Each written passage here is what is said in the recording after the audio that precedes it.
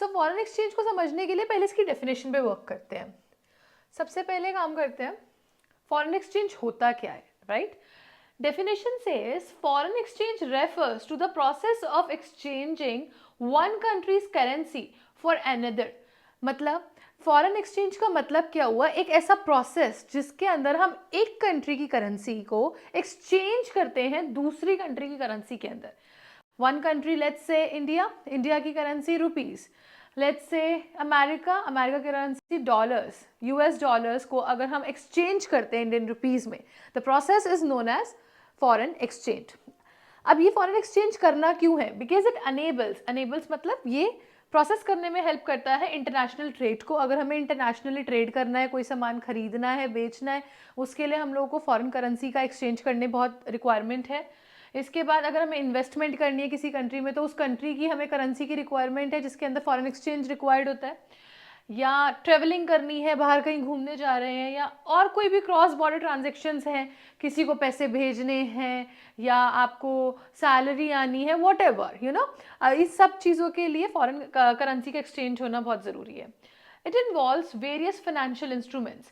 अब foreign exchange करते समय हमें कुछ फाइनेंशियल इंस्ट्रूमेंट्स की रिक्वायरमेंट होती है। यहाँ पे बॉन्ड्स की बात कर सकते हैं। बॉन्ड्स हमें फॉरेन अगर हमें ट्रांजेक्शन करनी है उसके लिए हेल्प करते हैं। और एक ऐसा सिस्टम चाहिए जो इन सारे प्रोसीजर को कर सके, राइट? हमारे बिहाफ पे एक्सचेंज करके हमें दे सके इन करेंसीज को। इस सिस्टम की रिक्वायरमेंट होती है जो कि हमें कन्वर्जन करने में हेल्प करती है करेंसी की एक स्पेसिफिक एक्सचेंज रेट पे। फाइन, कोई भी एक एक्सचेंज रेट फिक्स कर दिया जाता है जिसके ऊपर हम करेंसीज को एक्सचेंज कर सकते हैं। So this is what foreign exchange is. इसके बाद अगर हम इसके की फीचर्स के बारे में बात करें तो पहला फीचर कहता है currency as a medium of exchange. Foreign exchange के अंदर सबसे पहले हमें करेंसी की रिक्वायरमेंट है, और वो करेंसी है क्या? वो एक मीडियम ऑफ एक्सचेंज है। एक करेंसी एक ऐसी चीज़ है जिसकी वजह से हम एक्सचेंज कर सकते हैं गुड्स को। एक करेंसी के बदले हम कोई भी कॉमोडिटी को इंपोर्ट कर सकते हैं, अपनी कंट्री में मंगा सकते हैं उस करेंसी के अगेंस्ट, उस करेंसी के बदले में। सेकेंड, फॉरेन एक्सचेंज एक मार्केट हमें रिक्वायर्ड है। मार्केट क्या हुआ? मार्केट इज अ प्लेस जहाँ पे ये सारी ट्रांजेक्शन्स होंगी, जहाँ ट्रेड होगा। तो फॉरेन एक्सचेंज सिस्टम के अंदर एक मार्केट का रिक्वायरमेंट है। उस मार्केट के अंदर बैंक्स इंक्लूड हो सकते हैं, कॉरपोरेशंस, गवर्नमेंट और इंडिविजुअल, हम जैसे लोग सब इंक्लूडेड हैं। इसके बाद यहाँ पे हमें एक एक्सचेंज रेट चाहिए। एक्सचेंज रेट एक एक फिक्स्ड रेशियो प्रोपोर्शन होता है कि एक कंट्री की करेंसी किसी और कंट्री करेंसी में किस तरीके से डिवाइडेड है। फॉर एग्जांपल, यहाँ पे अगर हम बात करें एक US dollar, 1 US dollar is equal to 83 INR, Indian rupees. तो हमें जितना भी इंडियन रुपीस को कन्वर्ट करना होगा यूएस डॉलर में, वो इसी रेट के अकॉर्डिंगली कन्वर्ट हो जाएगा। तो एक स्पेसिफिक रेट की रिक्वायरमेंट होती है। हर करेंसी का कन्वर्जन का रेट डिफरेंट है। अगर हम यूरोस को कन्वर्ट कर रहे हैं इंडियन रुपीस के अकॉर्डिंगली, वो रेट डिफरेंट है। डॉलर्स का रेट डिफरेंट है। एंड सिमिलरली हर कंट्री की करेंसी का रेट डिफरेंट है जो कि फिक्स कर दिया जाता है। उसके अकॉर्डिंगली आप जितनी भी करेंसी चाहो आप कन्वर्ट कर सकते हो। इसके बाद हम लोगों को फॉरेन एक्सचेंज करने के लिए जो ये रेट ये रेट जो फिक्स किया जाता है, ये दो फोर्सेस की वजह से फिक्स होता है कि उस फॉरेन करेंसी की मार्केट के अंदर डिमांड क्या है या उस फॉरेन करेंसी की मार्केट के अंदर सप्लाई क्या है। तो इसको समझने के लिए पहले ये देखेंगे कि हम डिमांड क्यों करते हैं foreign currency. Foreign exchange demand करेंगे अगर हमें इंपोर्ट करने हो, बाहर से सामान मंगाना हो, या हमें फॉरेन ट्रेवल करना है, या हमें इन्वेस्टमेंट करनी है बाहर जाके कहीं किसी देश में, तो हमें उनकी करेंसी की रिक्वायरमेंट होगी, हम डिमांड करेंगे। या अगर हमने कहीं से लोन लिया है किसी फॉरेन कंट्री से, तो उसको रीपे अगर करना है तो हमें फॉरेन करेंसी का रिक्वायरमेंट होगा। सिमिलरली अगर हम सप्लाई की बात करें कि हम अपने पैसे की सप्लाई करने की ज़रूरत क्यों है, तो कोई और बेसिकली सप्लाई का मतलब क्या हुआ कि दूसरी कंट्री के लोग हमारे पैसा क्यों चाहते हैं, अब ऑपोजिट हो जाएगा उनकी साइड से। अगर उन्हें हमारी कंट्री से कोई सामान खरीदना है, दैट मीन्स एक्सपोर्ट्स। हम लोग अगर कोई एक्सपोर्ट कर रहे हैं, या फिर हमारी कंट्री के अंदर कोई इन्वेस्टमेंट आ रही है, या फिर फॉरेन लोन्स हमें चाहिए, है ना।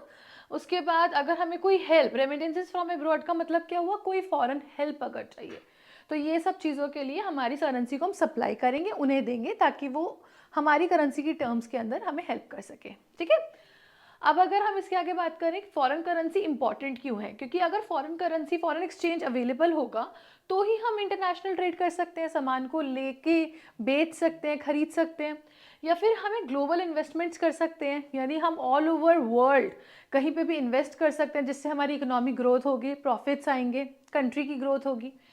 या फिर हम स्टेबलाइजर्स इकोनॉमी, हमारा फॉरेन एक्सचेंज किसी इकोनॉमी को स्टेबलाइज करने में बहुत हेल्प करता है, क्योंकि अगर हम इकोनॉमी स्टेबलाइज होगी कैसे, जब हमारे पास प्रॉफिट्स आएंगे, हेल्प आएगी, हम इन्वेस्ट करेंगे, ग्रो करेंगे, है ना। तो इन सब चीज़ों के लिए एक फॉरेन एक्सचेंज सिस्टम रेडी होना चाहिए, जिसकी वजह से ये सब एक्टिविटीज़ इंप्लीमेंट हो सके मार्केट के अंदर और सारी इकोनॉमीज़ क्या हो जाए, स्टेबलाइज।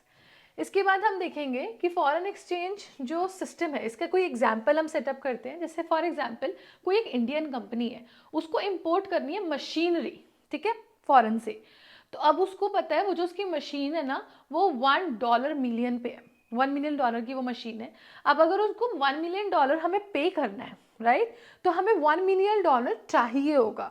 अब हम क्या करेंगे, एक फॉरेन एक्सचेंज मार्केट में जाएंगे और अपना INR यानी इंडियन रुपीस देंगे, 83 रुपीज़ के अकॉर्डिंगली हम लोग वो देंगे, बदले में हम $1 मिलियन उनसे ले लेंगे, सो दैट वो $1 मिलियन हम यूज़ कर सके एक मशीनरी को परचेज करने के लिए। तो ये जो एक्सचेंज हुआ इंडियन करेंसी का इन रिटर्न टू डॉलर्स, इसे ही बोलते हैं फॉरेन एक्सचेंज, राइट।